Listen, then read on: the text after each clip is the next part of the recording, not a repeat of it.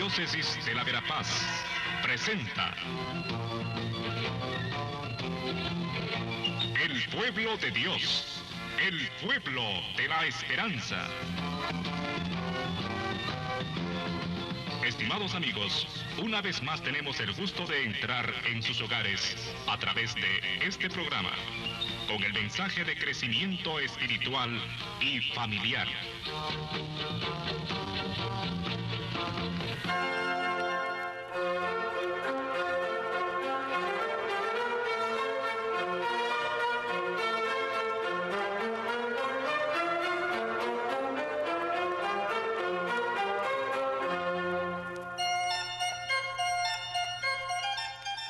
Saludos amigos, amigas. El pasado viernes 8 de este mes de abril, el Papa Francisco publicó su exhortación apostólica post-sinodal, La alegría del amor. En el latín el título es Amoris Laetitia. Y estamos en el programa pasado y en este haciendo un breve comentario sobre este nuevo documento del Papa que resume todo el trabajo que se hizo durante 2 años enteros en el mundo para preparar los sínodos y para ofrecer al Papa una serie de insumos, una serie de reflexiones, de realidades de todo el mundo. Y ahora el Papa ha sacado esta exhortación apostólica post-sinodal. Debemos decir que se trata de un documento oficial del Papa, en donde pues no se expresan únicamente opiniones, sino se expresa el magisterio del Papa, se expresa su enseñanza oficial, se expresan sus propias experiencias y su propia reflexión. Y es un documento muy bello. Ustedes saben que en el año 2014 y en el 2015 se celebraron 2 sínodos de la Iglesia y este servidor tuvo la oportunidad de participar en ambos. Estos sínodos recogieron en primer lugar la amplísima realidad de la familia y del matrimonio en el mundo entero.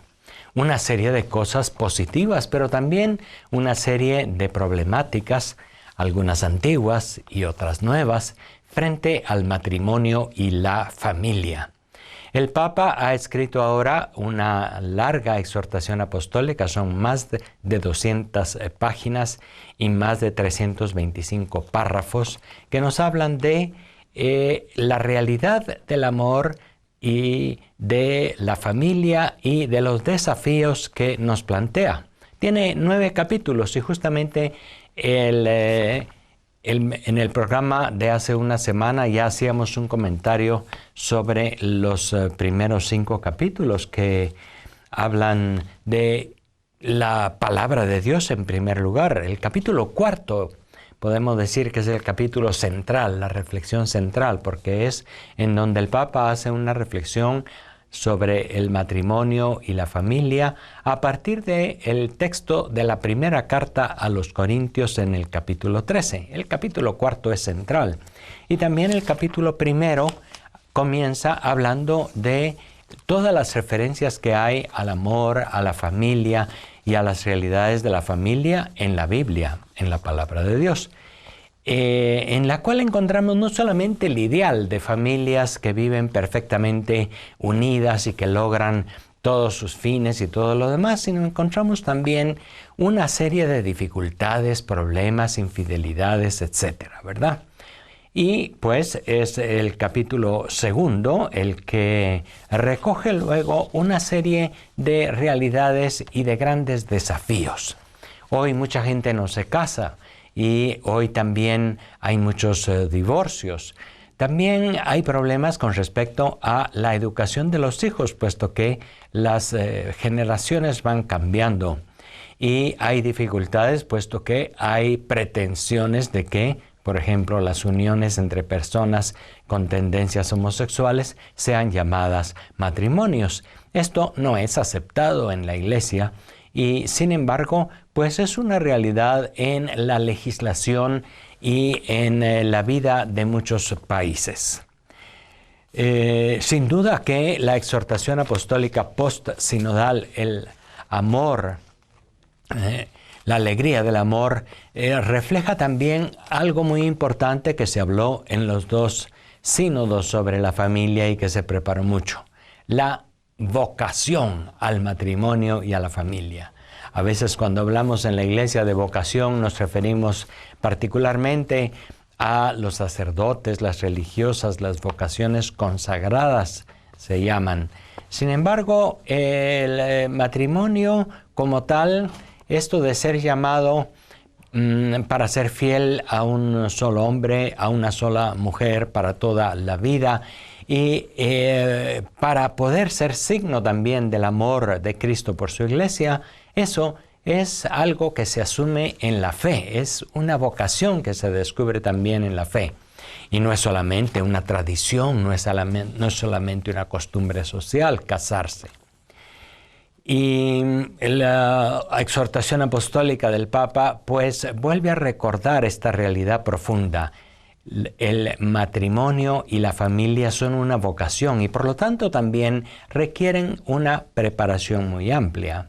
Se habla en este contexto de prepararse y de preparar bien, no solamente las bodas, que a veces todo se centra en la fiesta, en una hermosa celebración del matrimonio en la iglesia, en los vestidos, en la música, en la comida, y no se pone atención a lo más profundo, a ese compromiso que va a durar toda la vida y que por lo tanto requiere también una preparación especial. Es por eso que el capítulo sexto precisamente habla de las posturas pastorales que la iglesia hoy tiene que tener frente al matrimonio y la familia.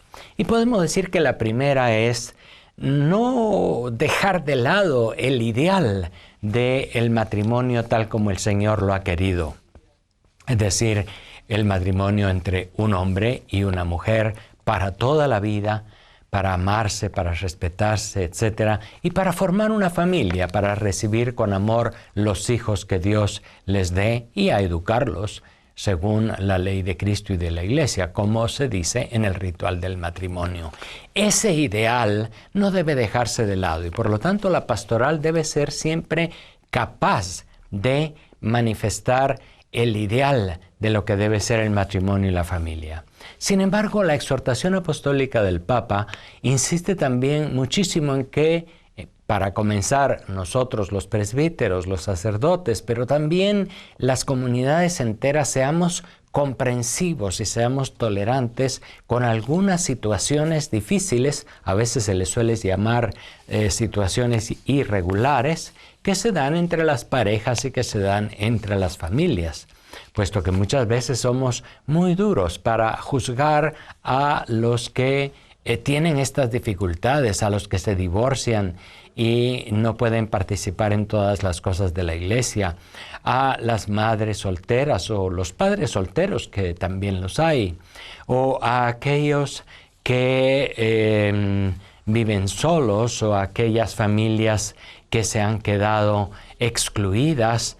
Y muchas veces somos duros frente a estas situaciones, de manera que dentro de las recomendaciones pastorales que da la exhortación apostólica del Papa, encontramos en primer lugar esta invitación.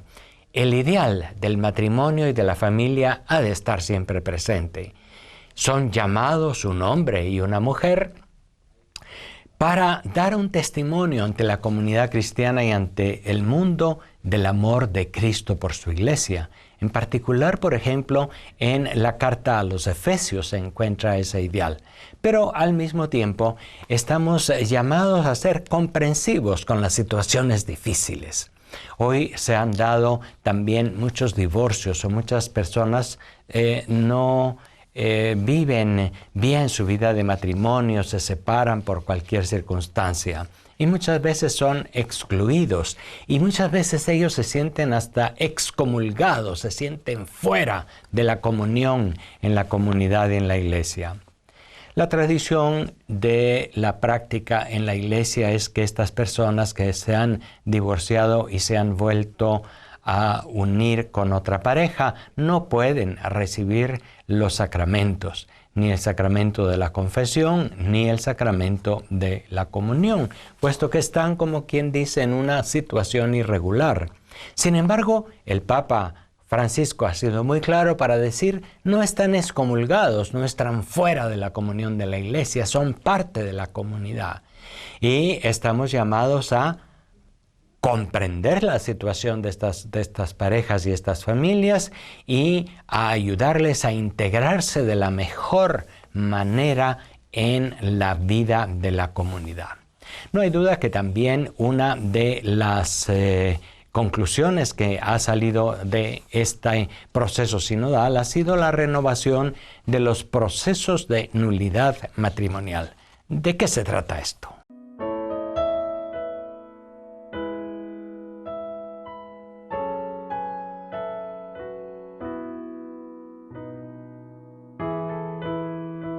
El tema de las personas divorciadas y vueltas a unir fue quizá lo que más llamó la atención dentro de los medios de comunicación social, así como también las dificultades que se presentan frente a la unión de personas con tendencias homosexuales pretendiendo que eso sea matrimonio. Sin embargo, la temática en general de los sínodos no se centraron únicamente en estas dificultades particulares, fueron mucho más amplias para ver la realidad de la familia y del matrimonio en el mundo entero y para proponer los caminos. Sin embargo, también el Sínodo y el Papa Francisco han querido responder de una manera más particular para tratar de solucionar estas dificultades que a veces tienen las parejas. Se han casado por la iglesia, se divorcian o se separan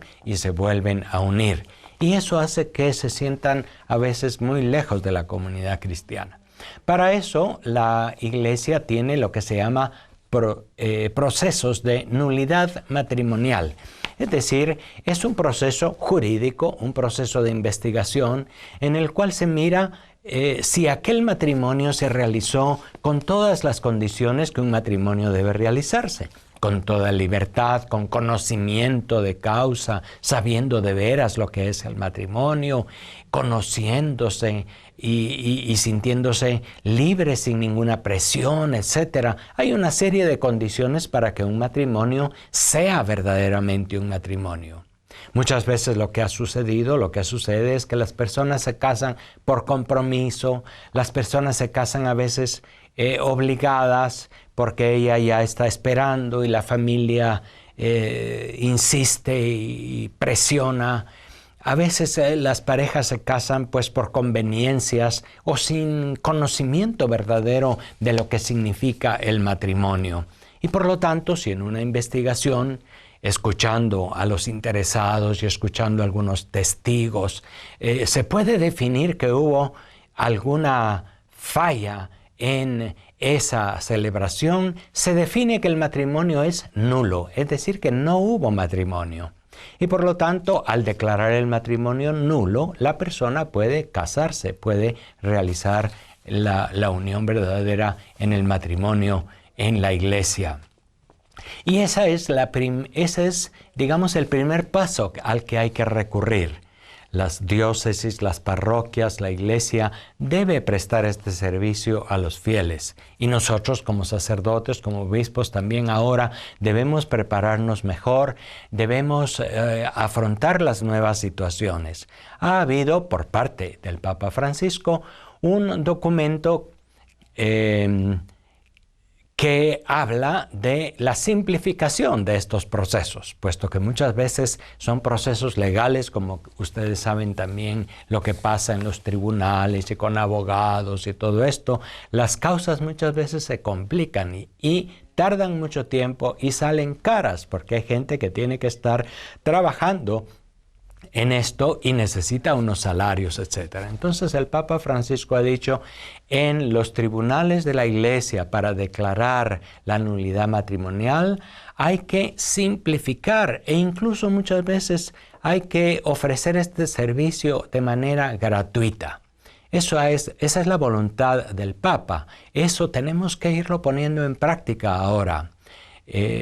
Y hay nuevas normas que tenemos que conocer. Pero en fin, este es como un primer paso que hay que conocer. Siempre es posible hacer una investigación. Si su matrimonio fracasó, tal vez es porque en realidad las bases no estaban bien constituidas. Y es allí, en el momento de haber dado el consentimiento ante el padre, es decir, el día que se celebró el matrimonio, en donde uno puede averiguar si aquello fue hecho con toda libertad y con las condiciones dadas, o si se cometió algún error, algún vicio en ese primer paso, y por lo tanto el matrimonio fue nulo.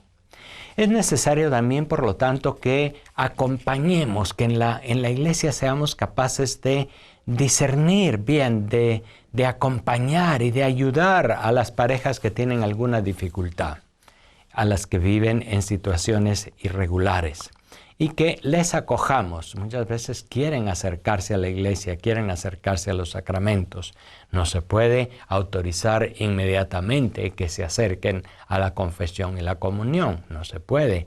Hay que discernir los casos, y eso es a lo que llama el Papa en el capítulo 8 de la exhortación apostólica. Un capítulo titulado Acompañar, discernir e integrar la fragilidad. Dice el Papa que no se deben dejar de valorar los elementos constructivos en aquellas situaciones que no corresponden todavía a la enseñanza sobre el matrimonio. Es decir, a veces hay situaciones de parejas y de familias que no son perfectas, no tienen el matrimonio, hay alguna dificultad. Sin embargo, son familias que se han constituido, que son responsables en la educación de los hijos, que se acercan a la iglesia, etc.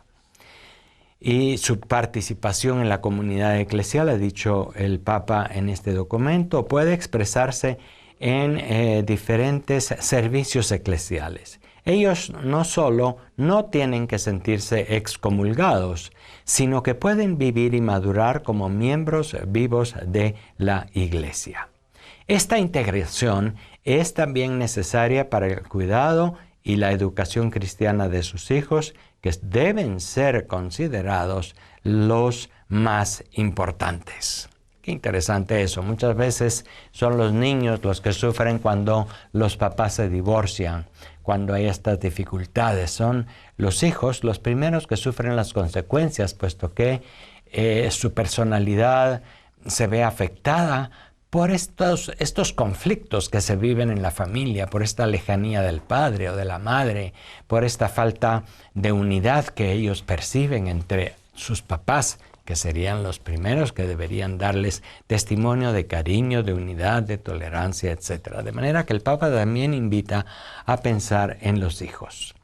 Más en general, el Papa hace una afirmación muy importante en su exhortación, cuando nos dice: si se tiene en cuenta la innumerable diversidad de situaciones concretas, puede comprenderse que no debe esperarse del sínodo de esta exhortación una nueva normativa general de tipo canónica, aplicable a todos los casos. Solo cabe un nuevo aliento a un responsable discernimiento. En fin, no ha habido muchas nuevas normas, aparte de estas modificaciones en los procesos de nulidad, sino más bien la recomendación de apertura, de diálogo, de tolerancia y de hacer un esfuerzo, sobre todo para prepararse bien el matrimonio y evitar así los fracasos que se dan algunas veces.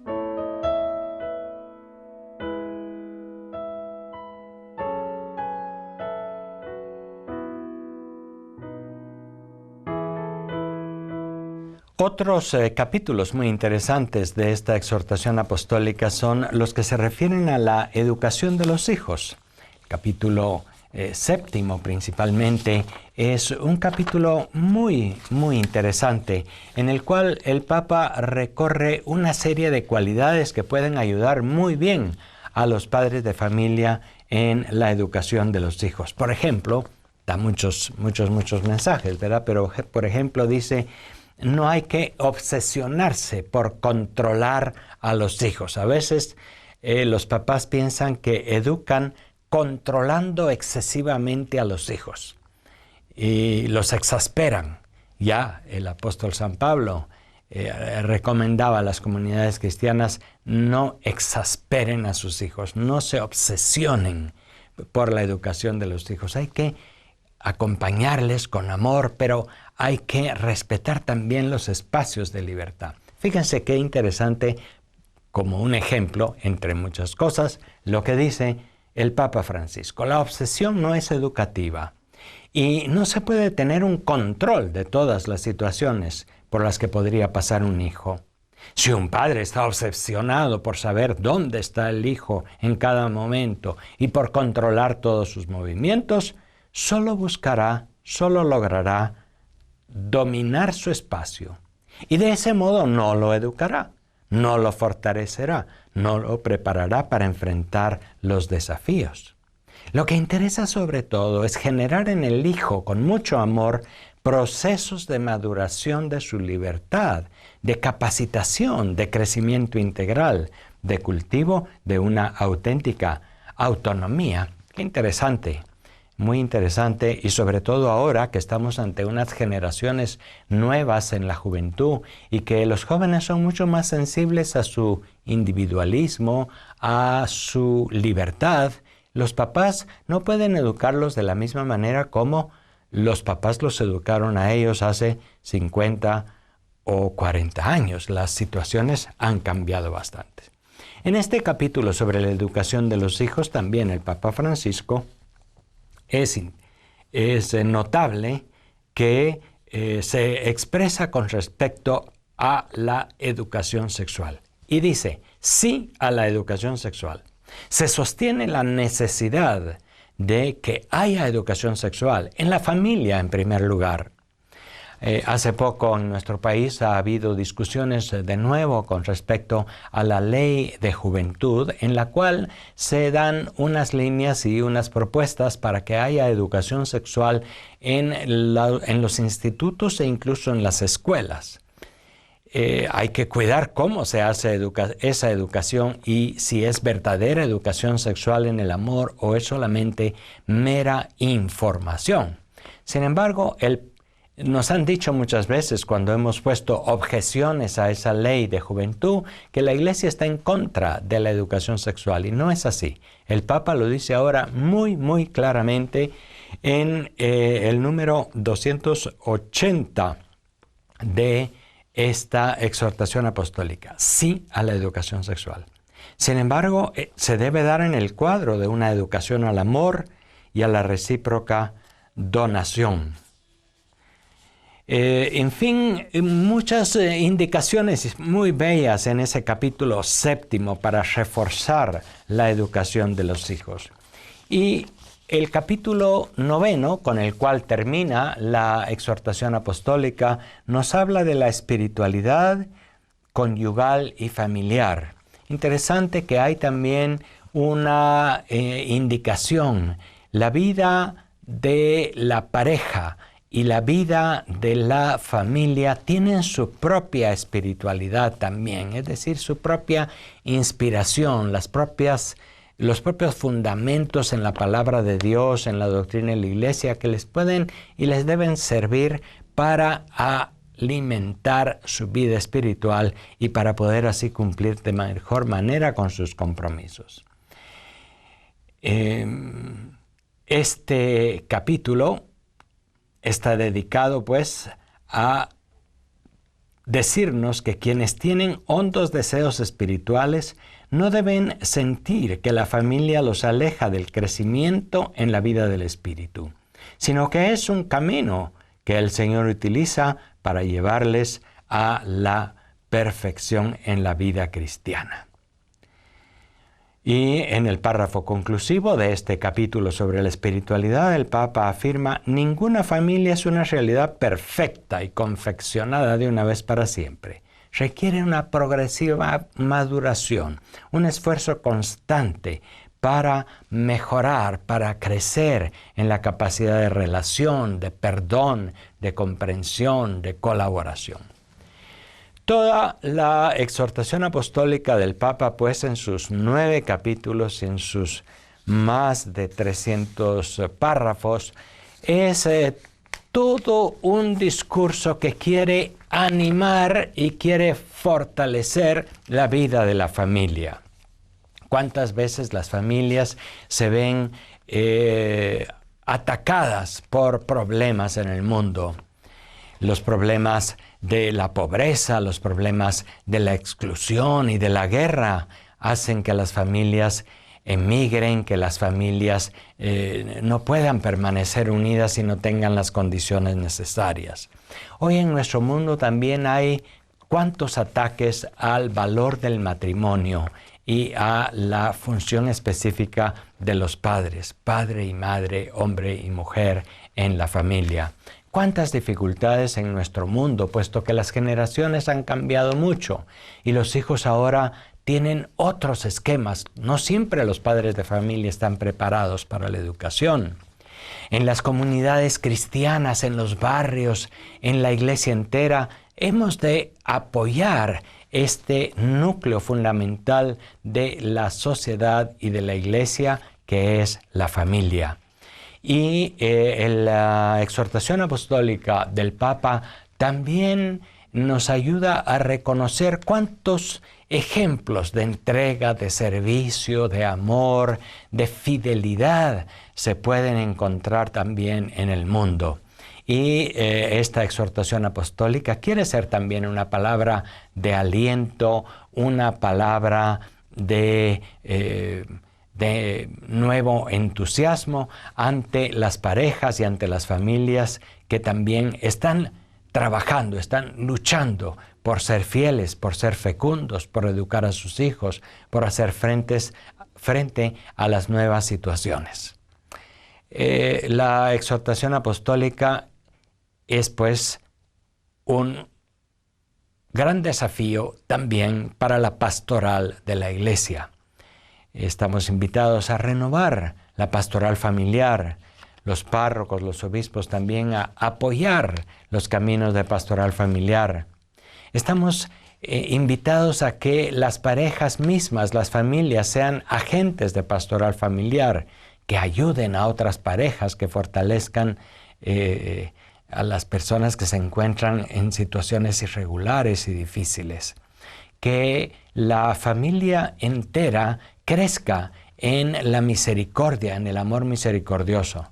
No por casualidad, esta exhortación apostólica se da en el año de la misericordia, en el cual se nos invita a este amor, que es como el amor de Dios, amor comprensivo, amor tolerante, amor que siempre perdona, amor paciente. El capítulo 4 y el capítulo 13 de la Carta a los Corintios, el capítulo 4 de esta exhortación, nos orienta hacia esta línea de reflexión.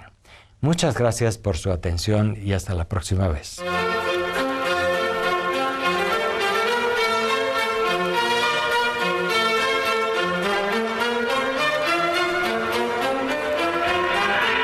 La Diócesis de la Verapaz presentó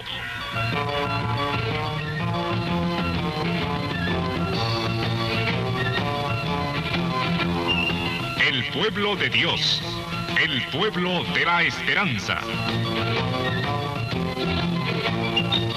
Agradecidos por su atención al mensaje de crecimiento espiritual y familiar. Hasta otra oportunidad.